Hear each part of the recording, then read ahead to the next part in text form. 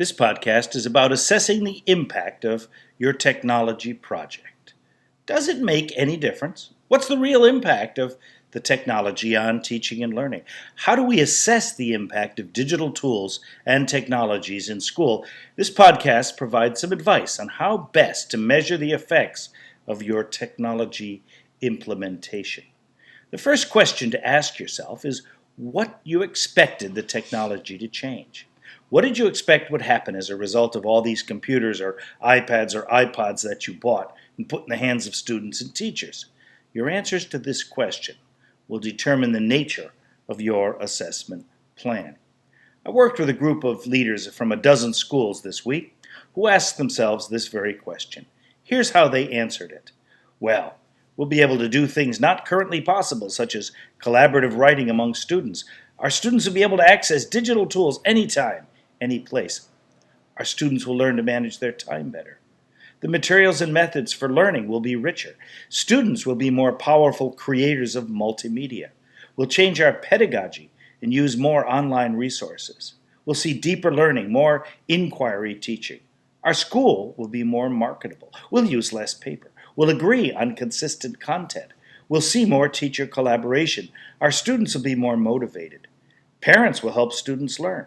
Students will show enthusiasm for writing and for school. We'll see solid engagement in learning. Students will share with peers what they learn. They'll understand ethical issues with technology. We'll see more efficient learning. We'll have more time for new things. We'll move from didactic to dynamic learning. Students will serve as teachers and leaders of learning. Students will work in groups, speaking and engaged. We'll make multimedia links with schools in other countries. These people had high expectations for what technology would do for their school. But how would they assess whether or not they met those expectations?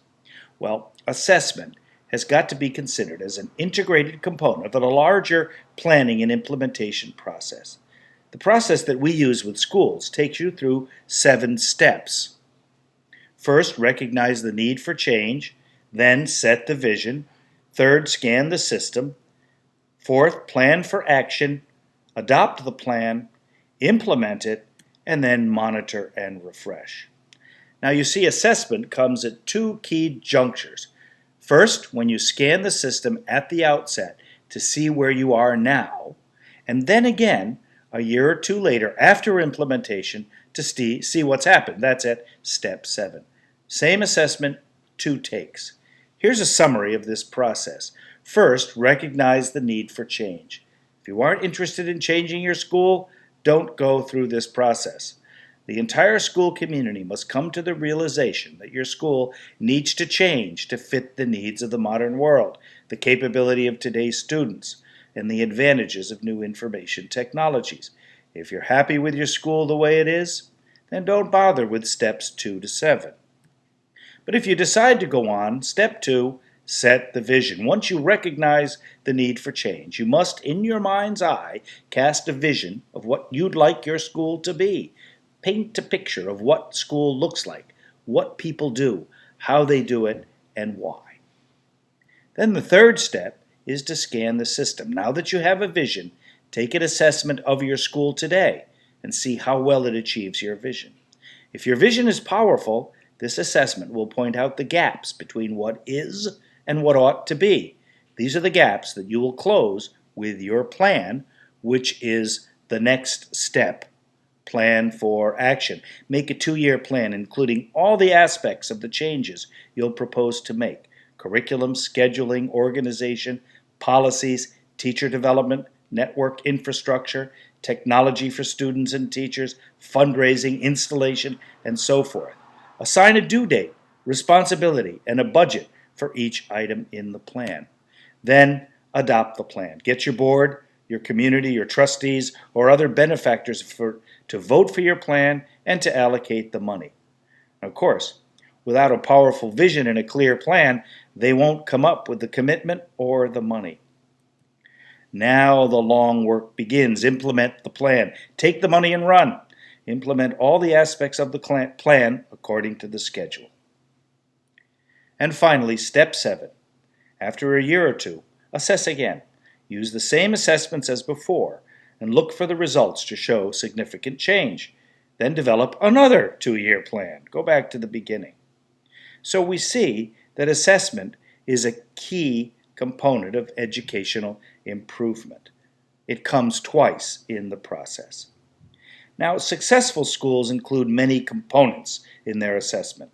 They assess how students have changed, but they also assess how faculty have changed and how the perception of parents and community have changed. And so for each audience, they design an array of assessment tools to measure the change.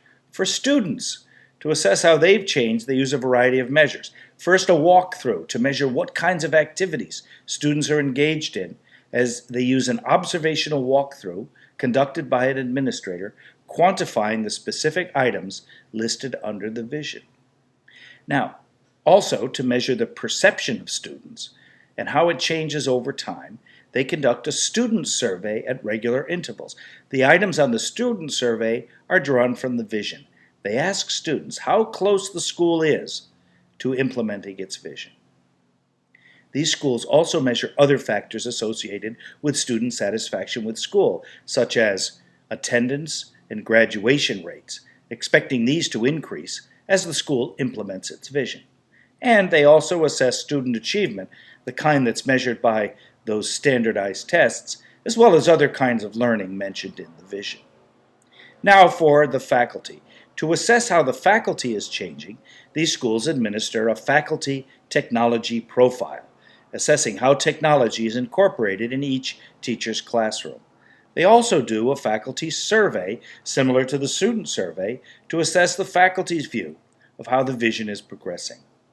And more schools are capturing video of teaching and learning in the classroom, and then analyzing that video to measure the kinds of new schoolwork that are called for in the vision. Many schools also ask parents to report their perceptions of how close the school is to achieving its vision.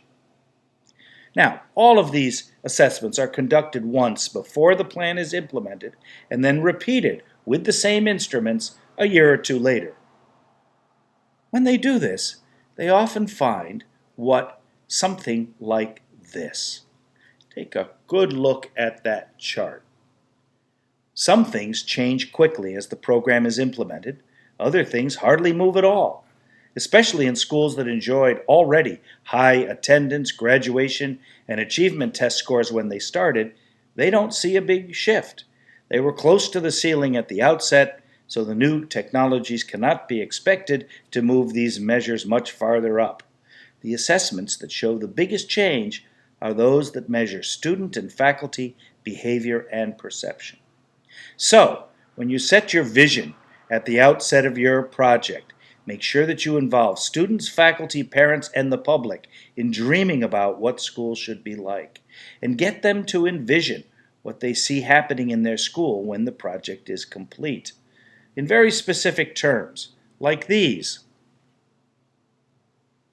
Students work on small group projects aimed at issues of community concern. Academic work is coordinated with group projects and across disciplines. These are the things you're looking to see change because of the technology. Students use a wide array of digital communication tools to accomplish their work. These can be measured through a walkthrough, a student survey, a faculty survey, a parent survey. Students present their ideas to peers, teachers, and the community through digital multimedia publications. Students design research experiments, collect real-time data with digital probes.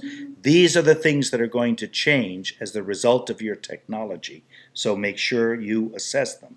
Now, you'll also assess the standard measures we've been collecting for years: attendance rates, graduation rates, and achievement test results.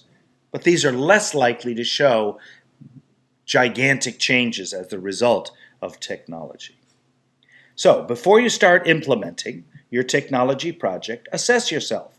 Scan the system so you have some baseline data. Conduct an array of assessments of students, teachers, and parents. You need to assess all the items in your vision in this pre-scan. This scan then becomes all important as you assess your technology project. And that's the end of this week's podcast on assessing technology projects.